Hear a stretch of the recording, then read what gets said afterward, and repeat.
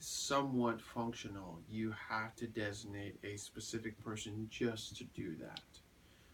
You can't have him be a recruiter, a this, a that, and that, and also do outreach because they're never here to answer the phone. For example, in my case, I'm also the recruiting coordinator, so I'm on the road a lot. Mm-hmm. I was just in San Antonio last week. We got 4 people here visiting that are from El Paso. Uh, I'm traveling a lot, so I have a pad. I have 6 phone numbers that you guys are looking at right here, and they're all from Spanish speakers looking for information. 6 people that I have to return a phone call, and then an interview with a Spanish newspaper that would like to do an interview. And these people called a week ago trying to get help. Mm-hmm. And when I'm giving community outreach presentations, I'm very specific in telling them that I'm not an emergency line, Mm-hmm. that I'm only here for information because, and for them to leave a message. And I will get back to them when I get back to the office. Mm-hmm. Because I want them to understand that I'm not there for emergency purposes, that unfortunately they're going to have to call 911 because we don't have a designated Spanish helpline for the Tulsa Police Department. And partly because, again, it goes back to the need for more bicultural, bilingual officers. But they're all designated into specialty assignments right now because every one of them is needed Mm-hmm. to combat crime, to investigate crime. In my case, it's building relationships with them so that they do report uh, crime. They do build relationships with law enforcement so that, because as I say this to all communities that live within inside the city limits, if you have 80,000 people that fear working with law enforcement and basically are doing their own martial law, we all suffer as a city because that same criminal just doesn't only target Hispanics, it's targeting anyone that's vulnerable or weak. And eventually they will become more and more brave, and then they end up carjacking somebody like you and me. And they could have been stopped long before that if we would have had a person who is Hispanic to have the courage to report, to witness, to do the witness statements, to have an officer come and be a good witness to somebody committing this crime, and therefore may be caught long before they get to you and I. Mm-hmm. But that's not the case. Um, for them, reality is just survival.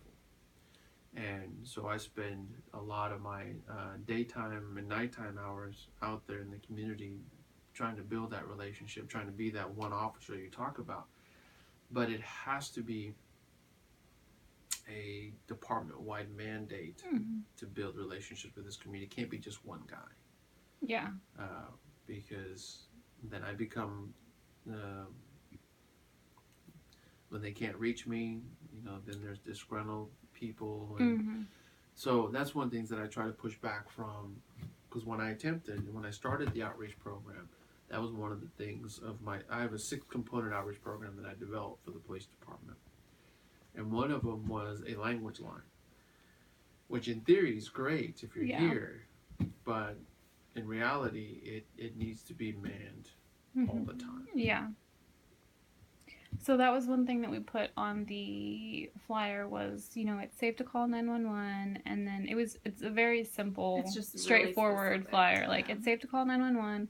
They don't ask about citizenship status, and then there are Spanish-speaking officers. I know there's not a lot, and they're not there every shift, but they're available. They need to request a Spanish-speaking officer. So we just put that on there. And that's a very good thing for them to request, because if dispatch and supervisors keep hearing Spanish-speaking officers being requested, Spanish-speaking officers being requested, that the urgency to get more, and I'm not saying there isn't some, but there might be more resources thrown there to say, okay, this is something that's just a regular occurrence in this city, then we need more than just Jesse recruiting for bilingual officers. We need more than just 2 trips designated to the Southwest to recruit more bilingual officers. This needs to be a state of the emergency of the department where we are aggressively addressing this monthly. And resources, money, finances, everything is being thrown at this issue because it's only going to get bigger. the gap is going to get wider. Mm-hmm. So it is also people like yourselves who aren't Hispanic lobbying for something like this. Because when you have non-Hispanics advocating for more bilingual, bicultural police officers, or um, more resources for that community, as I said before, we all benefit. But it's better when it's non-Latinos doing it because you guys see the need, Mm-hmm. and we are better off as a community when we're all trying to work together to help each other out. Obviously, every faction of that community, but I've always found that there's a greater strength in advocate uh, with you advocating when you're not Hispanic because you guys um, show a compassion towards a community that you were raised around, but you see the need to help. Mm-hmm. So, what do you? I mean, do you think that fear of deportation is one of the biggest reasons why? Well, yes, and I'll tell you why.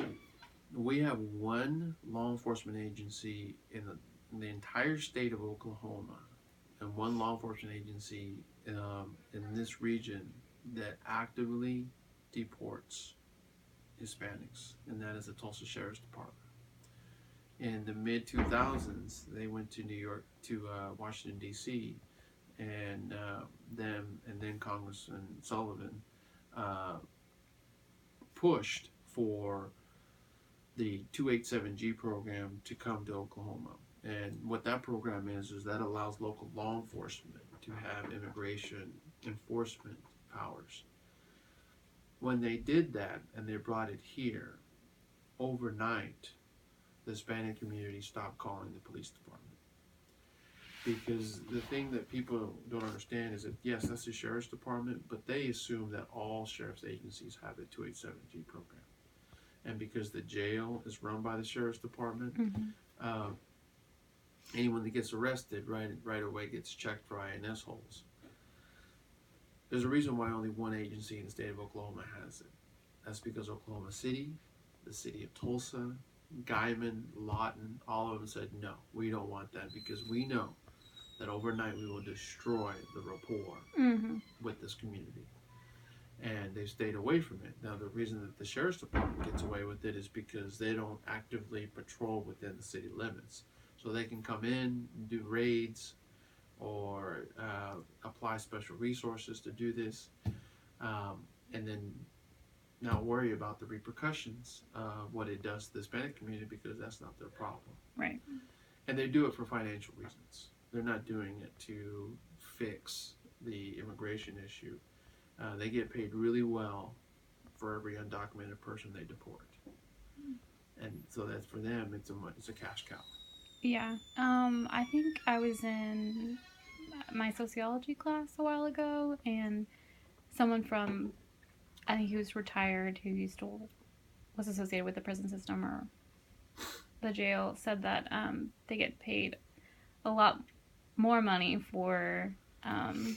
Almost $40 more. Let's say I arrest somebody. Let's say somebody robbed you, and then I arrest them, and then I take them to David Almas, who's run by the Yeah. county.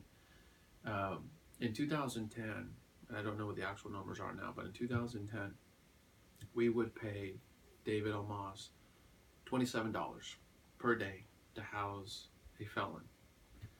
The federal government pays the sheriff's department upwards to $60 for every undocumented non-felon person they hold and deport.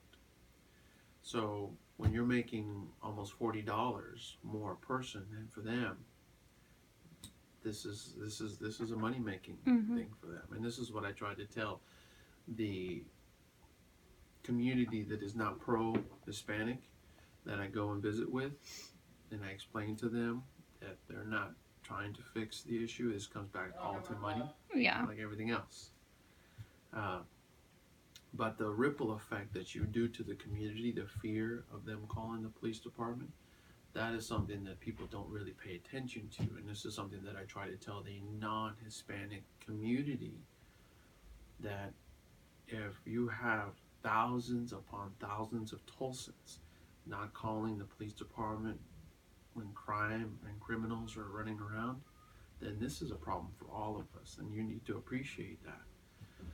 And of course, they get irritated and upset, and they're like, well, why are they here? Why can't we get rid of them? Why can't we deport them? And as many of you, especially for historians, know, that this country is built on immigrant labor, and it's going to continue to be built on immigrant labor. Come on in.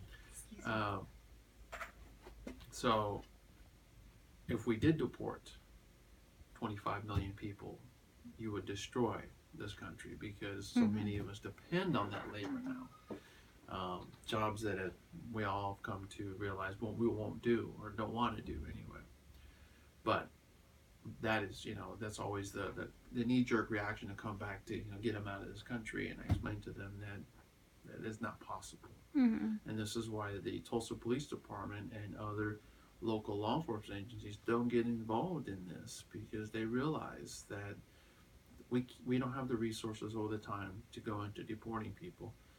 We would severely devastate the economy, and then also we would destroy rapport with this community. I mean, it would be like we were policing Baghdad right now, because they wouldn't talk to us.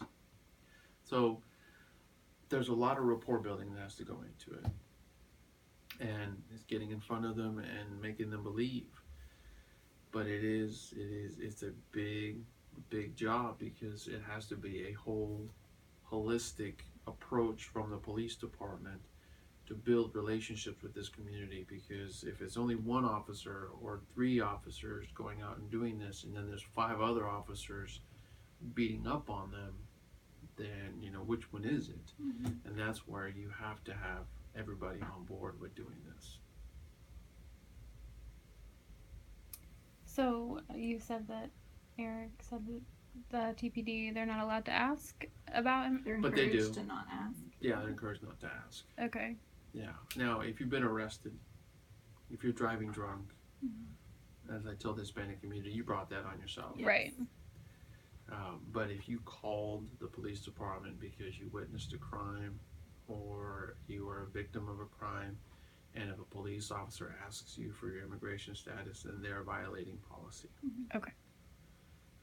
Because that's something we don't want to deter people from calling Yeah. when they've And been victimized. that's one thing we put on there. It's safe for victims. Safe for victims. Victims specifically. Yeah. Criminals. Well, and something you can put on there as well is that the domestic violence issue is I put those numbers on there. Yeah. Too.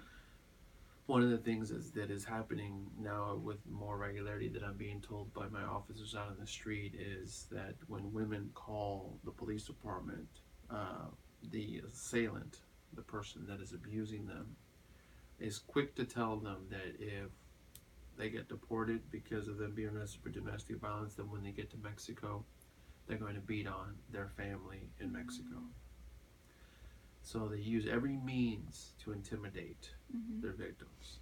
And that is one that is very big right now, that women are afraid to call the Tulsa Police Department because the suspect will threaten not only their life but their family's life back home, back where they're from. So it's a vicious, broken cycle.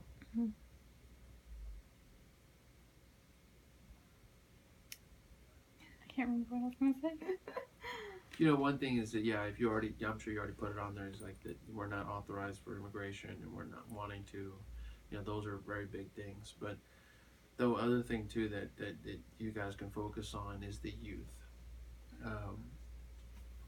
You have the immigrant problem, or the issues with immigrants, but the ripple effect with the first, come on in guys, the ripple effect with the first generation Hispanic youth is